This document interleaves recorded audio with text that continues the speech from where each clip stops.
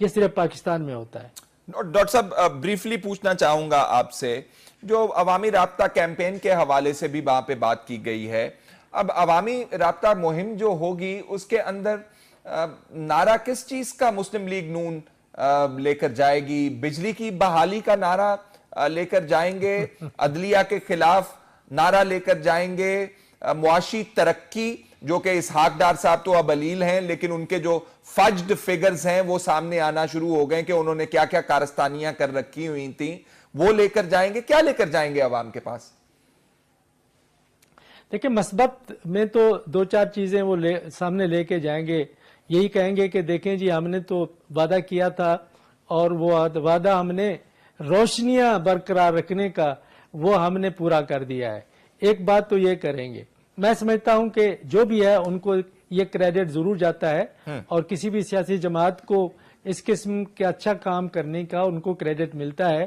دوسرا، جو موٹر ویز ہیں ان کے حوالے سے بھی میں سمجھتا ہوں کہ وہ عوام کا دل جیتنے کی کوشش کریں گے.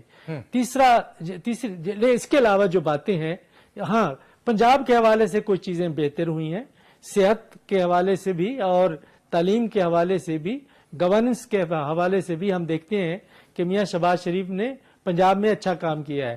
وہ اس کا استحصال کریں گے. لیکن اس کے علاوہ جو میاں نواز شریف صاحب ہیں، ان کا جو لہجہ اور ان کی جو گفتگو ہے وہ منفی ہوگی.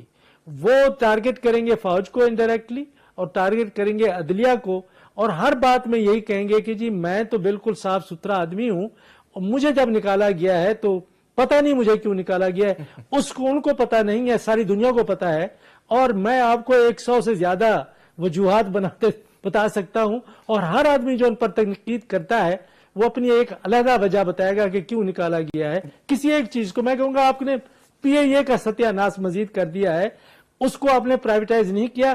13.5 ارب روپے جب ہر سال پی اے اے کھا رہی ہے تو 13.5 ارب روپے آپ مجھے دیں، میں آپ کو ایک یونیورسٹی چلا کے دکھا سکتا ہوں.